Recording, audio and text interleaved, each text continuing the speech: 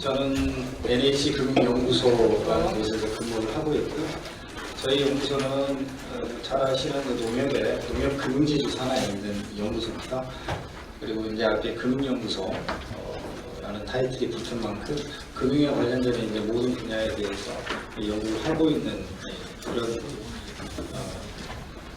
엔터티가 되겠습니다. 그래서 저는 이제 사실 디지털 금융의 미래 이런 주제를 갖고 준비를 하면서 지금까지 연구소장 하면서 생각해 왔던 이런 것들을 좀 정리를 해보려고 노력을 했습니다. 귀한 시간에 여러분들하고 제가 이제 가지고 있는 이런 작은 생각들을 같이 좀 공유를 하게 돼서 개인적으로 굉장히 기쁘게 생각을 하고요. 또 귀한 시간을 내서 여기 오셨으니까 조금이라도 도움이 되셨으면 하는 작은 바람도 가지고 있습니다. 금융이라는 게 굉장히 이제 광대하지 않습니까? 업권으로 따지면 은행, 보험, 증권, 자산운용 굉장히 여러 분야의 이제 업종들이 있고 또 산업을 지탱하는 데 있어서 금융이 굉장히 큰 역할을 하고 있죠. 금융이 산업을 경제를 이끌어가는 건 아니지만 경제가 잘 돌아가고 산업이 앞에 나아가는데 금융이 뒤에서 굉장히 뒷받침을 잘 해줘야지 전반적인 경제가 잘 이렇게 돌아간다는 것은 여러분들 말씀 안 드려도 잘 아실 것 같습니다. 그래서 거기에 이제 그런 광대한 금융에 이 디지털을 입혀야 되니까 굉장히 어렵더라고요. 쉽지 않은 것 같습니다. 그리고 이제 디지털이라는 게 우리가 처음 접한 게 글쎄요, 제 생각에는 아이폰 나온 이후에 갑자기 이렇게 크게 우리한테 디지털이 큰 이 파도처럼 밀려오지 않았나 하는 그런 생각을 가지고 있는데요. 처음에 들어왔을 때는 제가 이제 전산, IT하고 디지털하고 구별을 잘 못했어요. 저도 그렇게 디지털이라는 것이 왜 우리가 컴퓨터 프로그래밍 하는데 기계어를 변환시키는데 0하고 1이라는 그런 디짓을 모든 걸 컴퓨터로 이렇게 집어넣어줘야 돼. 프로그래밍 하는데 그래서 생성되는 게 뭔가 이렇게 꼭 나온다. 이렇게 되는데 갑자기 그러니까 그 디지털이 과연 무엇인가?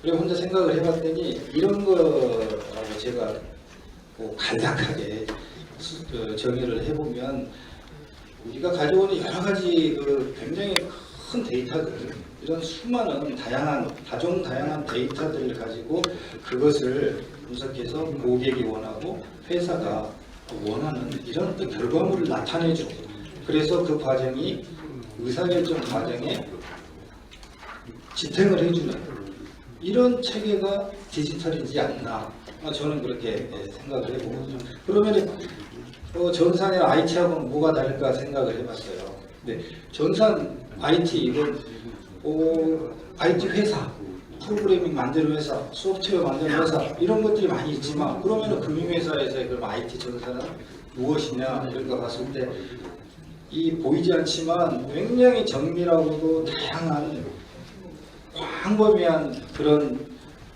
전산 자료들이 이 IT를 담당하는 부서에서 그것을 다루어 가지고 고객들이 금융 거래를 할 수 있도록 해주는 거더라. 저는 그렇게 보이더라고요. 그래서 이제 이 금융회사 입장에서 특히 제가 이제 은행 중심으로 이제 말씀을 드릴 것 같은데, 이제 은행은 굉장히 제 스스로도 이제 좀 보수적인 조직이고, 보수적인 조직이라는 것은 새로운 것을 받아들이는데 가능하면 좀 안 받아들였으면 좋겠고, 또 빠른 변화를 조금 거부한다 그럴까요? 조금 더 천천히 좀 했으면 좋겠고 하는 그런 게 좀 강하죠. 그런데 이 디지털이라는 게 밀려 들어오면서 어느 조직보다도 더 빨리 변화를 하는 것 같습니다. 네.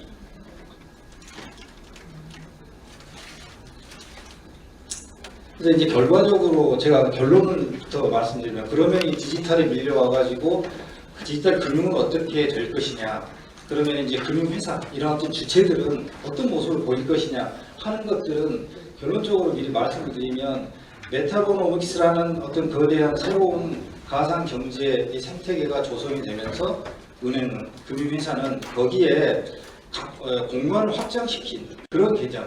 우리가 이제 옴니버스 채널이라고 그러죠. 그리고 요즘 말하는 O2O, 온라인, 오프라인 그런 이 경영하는 그런 모습으로 은행이 이 변모하는 그런 형태, 모습을 보일 것이다. 그러면 그런 것들이 이루어지려면은 뭐가 필요하겠느냐? 제가 보는 관점에서 현재는 이루어진 게 없어요. 겉모습만 이렇게 되어 있지 그것을 채워야 되는 소프트웨어라든지 컨텐츠라든지 더 중요한 것은 그런 거에 대한 법적인 근거가 없습니다. 그래서 그런 법률적인 근거가 마련되고 정책과 금융회사의 자체적인 노력 이런 것들이 어우러진다면 우리가 생각하는 것보다 훨씬 빨리 그런 메타버스 상에서의 메타버노믹스라는 경제 생태계가 구성이 되면서 은행, 금융회사도 거기에서 이 금융 사업을 할 거다. 저는 그렇게 보고 있습니다. 그 시기가 언제일지는 모르지만은 이게 말이죠. 좀 다른 말씀입니다만 금융 위기라는 게 부지불식간에 옵니다. 지금 저 멀리서 쓰나미가 발생을 해서 몰려오는데 바로 앞에 올 때까지는 모릅니다. 보통. 근데 그게 금융위기도 그러거든요. 워치독들이 굉장히 많이 있어가지고 그거에 대해서 경고를 했음에도 불구하고 그걸 모르고 될 거다 안 될 거다 이게 자꾸 이렇게 플루처에이션이 있기 때문에 그러다가 결국 딱 오는 것은 그 일주일 상간에 온다는 거죠. 기왕에 왔던 이게 마찬가지입니다.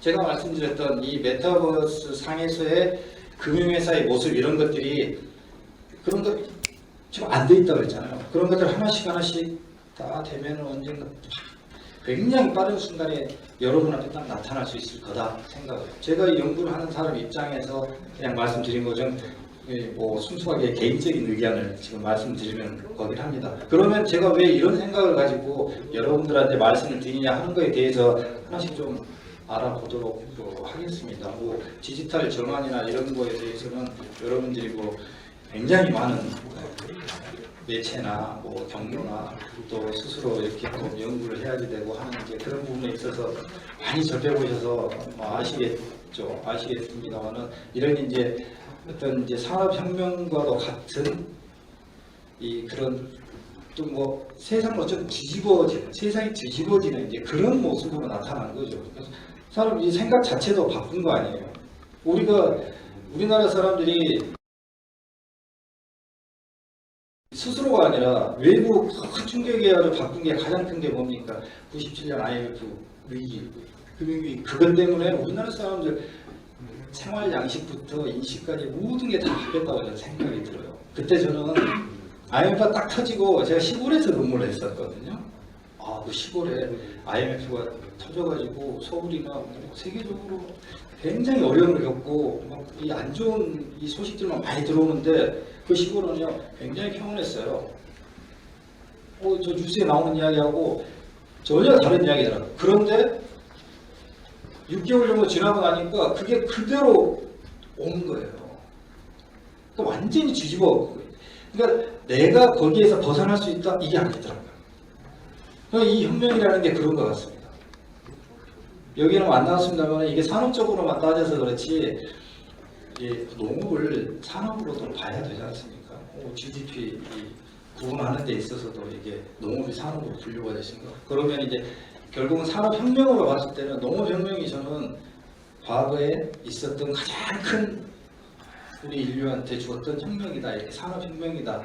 뭐 그렇게 생각을 하고 있습니다만 이 통칭하는 이런 산업혁명에 있어서는 뭐 이런 정도 분류를 하면은 되지 않겠느냐 이렇게 보고 있고요. 그러면 이렇게 디지털 전환이 이루어지면서 그러면 어떤 영향을 미쳤는지 왜 기업들이 디지털 전환을 하고 있는지에 대한 것들은 뭐 이런 기업들이 어떤 주도하기도 하지만 그런 디지털 전환을 함으로써 굉장히 좋은 성과를 나타나고 있다 하는 것을 결과적으로 보여주고 있고요. 그런 디지털 전환에 성공을 한 그런 기업들을 이렇게 보면 어떤 요소들을 가지고 봤냐 했더니 예나 지금이나 그런 고객을 우선시하는 어떤 경영 철학이랄까요. 그래서 고객이 어떤 그런 경험들, 고객이 불편함들 이런 것들을 해소를 하면서 디지털 전환의 굉장히 중요한 요소로 고객 경험이 자리 잡고 있었다.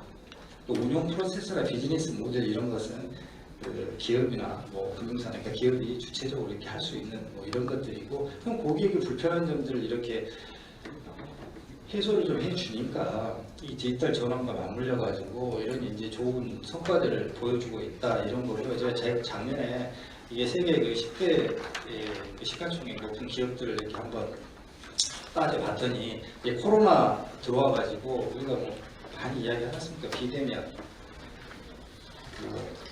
또 오프라인 말고 온라인, 뭐 이런 거래들도 많이 늘고 하면서 실제 굉장히 큰 이 성과를 보이고 성장을 해 있다는 것이 이 차트에서 보시면 나타나 있는 거고요.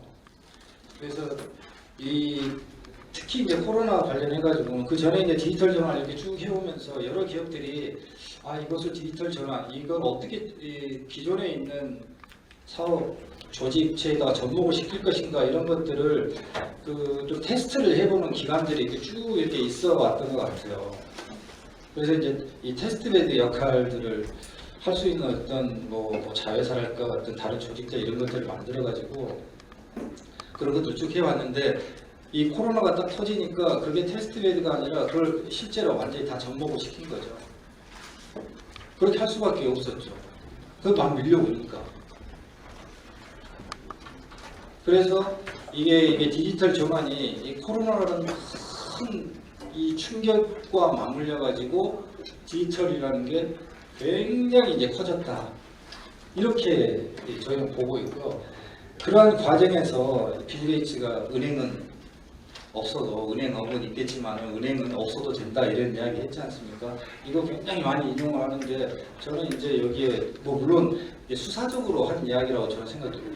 모르겠어요. 진짜 그렇게 생각하는지. 근데 은행은 안 없앤다고 저는 생각을 하고 있거든요. 왜 그러냐면 지금 경제가 사실은 네이버, 카카오, 쿠팡, 뭐 요즘 당근마켓 이 플랫폼 기업이 어떻게 보면 경제를 굉장히 주도해가는 디지털을 기반으로 한 플랫폼 기업, 그러니까 플랫폼 경제 뭐 이런 이야기 하지 않습니까? 이미 은행은 플랫폼 기업이에요. 이게 플랫폼이라는 말을, 용어를 은행에다가 금융회사가 접목을 시키지 않아서 그렇지 굉장히 오래전부터 은행은 플랫폼 기업이었습니다. 이게 뭡니까? 금융의 시작이라고 하면은 수천 년 전으로 올라를 가잖아요. 그건 뭐예요? 사적으로 금전 대차를 한 것이 금융의 시작일 거 아니겠어요? 근데 그 사채라는 게 지금도 하잖아요. 지금도 사적인 거래 하잖아요. 친구 간에 돈 빌려주고 빌리고. 그 은행은 그런 역할을 했다는 거죠. 자금 조달하고 자금 운영하고 그런 플랫폼 역할을 했기 때문에 수천 년 동안 이어져 왔던 그런 플랫폼 기업이 디지털이라는 그런 디지털을 중심으로 한 어떤 기술 기업이 금융을 입혀가지고 그런 좀 다른 용어로 표현하면 뭐 요즘 뭐 BAS 서비스 기반의 뱅킹 이런 것처럼 그런 기업의 빅테크나 핀테크 기업 이런 데 밀려가지고 은행이 없어진다? 저는 거기에 이제 동의하지는 않는다. 이제 그런 말씀을 드리고 싶고요. 근데 이제 금융회사도 이제 고객의 이야기를 더 잘 들어야 되겠죠. 결국은 과거에도 고객이고 현재도 고객이고 미래도 고객이에요. 그렇지 않습니까? 근데 이제 우리 카이스트 이병상 교수님이 그 연구를 하셨던데 이 금융 서비스에 대한 고객 불편 이 보시면은 고객들이 금융사를 이렇게 좀 신뢰하지 않는 것 같아요. 은행, 특히 은행이 존재할 수 있는 건 뭐냐면은 가장 큰 대목, 존재할 수 있는 이유 자체 하나는 신용, 신뢰예요. 신뢰. 그게 없으면은 이게 성립할 수가 없다고 저는 생각을 하거든요. 그런데 지금의 고객들은 여러 가지 사건, 사고들 이런 게 굉장히 뇌리에 남아 있기 때문에 불편, 신뢰 이런 것이 좀 더 떨어져 있더라. 이런 경우가 좀 하시더라고요. 그리고 그럼 앞으로 어떻게 해줬으면 좋겠느냐? 나만을 위한 더 좋은 서비스 받고 싶다 이거예요. 이게 이제 초개인화돼 있다고 그러지 않습니까? 그리고 이제 뭐 여러 가지 이 매체, 이 디바이스도 발달하고 그러니까 이제 초연결되어 있고 그래서 그런 것에서의 이 나만의 것을 좀 받고 싶다. 이런 욕구가 굉장히 이제 더 크다는 거죠. 그리고 기본적으로 다 갖고 있는 거잖아요. 하지만 앞으로 지금 이게 더 나만의 서비스를 받고 싶다. 이런 것이 강하다 이거죠. 그러니까 이제 은행들도 어떤 체질 개선을 하려고 하는 거예요. 은행을 이야기할 때 굉장히 아까 말씀드렸지 보수적인 조직이고 그런 레거시가 많다. 그런 것을 완전히 없애버리고 혁신적인 조직으로 거듭나야 되겠다 말은 그러는데 그게 말처럼 쉽지는 않습니다. 농협은행만 해서 직원이 한 16,000명 정도 굉장히 큰 조직이죠. 금융권 전체적으로. 근데 이제 해야지 된다는 거에 대해서는 굉장히 공감을 하거든요. 그래서 이제 조직체도 요즘 그 스타트업처럼 에자일 조직도 도입하고 요즘 재작년부터 유행했던 용어 중에 하나가 데브옵스 조직이잖아요.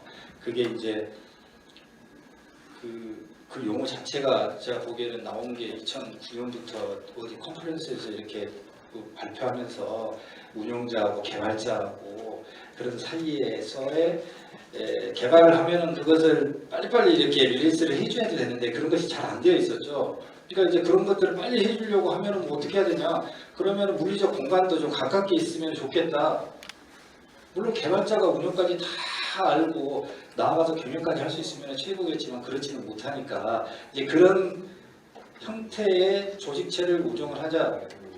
그런 것들이 이렇게 있어 왔더라고. 그래서 그 2010년대 미국의 스타트업 기업들이 그렇게 그런 데브옵스 조직들을 도입을 하면서 봤더니 그게 그때 원래 있었던 게 아니고 과거로 올라가면 그 도요타 자동차가 1937년에 도요타 자동차가 이제 생겼는데요.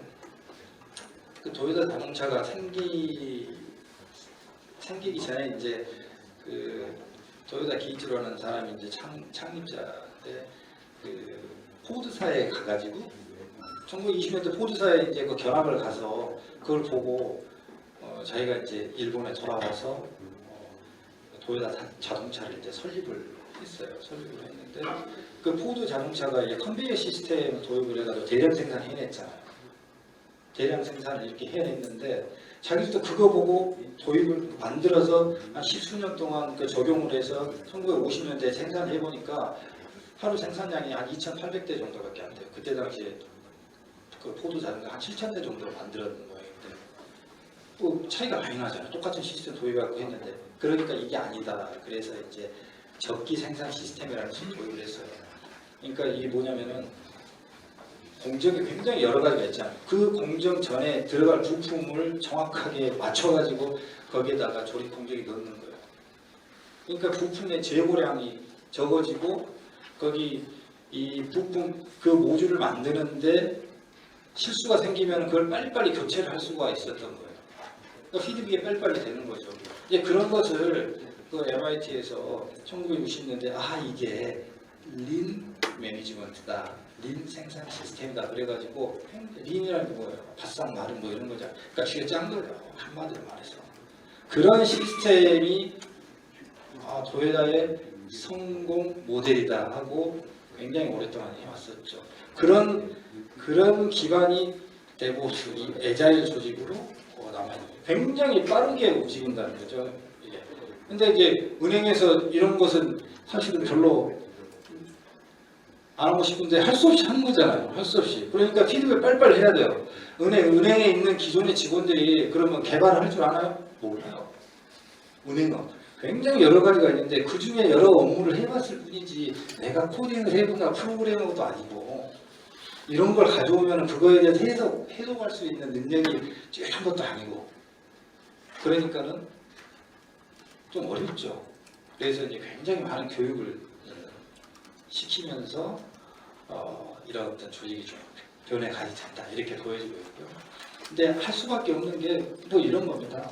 지금 뭐 우리 그 웬만한 단순한 지급 결제 업무는요 90% 이상이 다 온라인으로 이루어지고 있어요. 휴대폰 하나면은 거의 웬만한 업무들이 다 이루어지잖아요. 저 같은 경우도 1년에 대출 연장하러 한 번 가봅니다.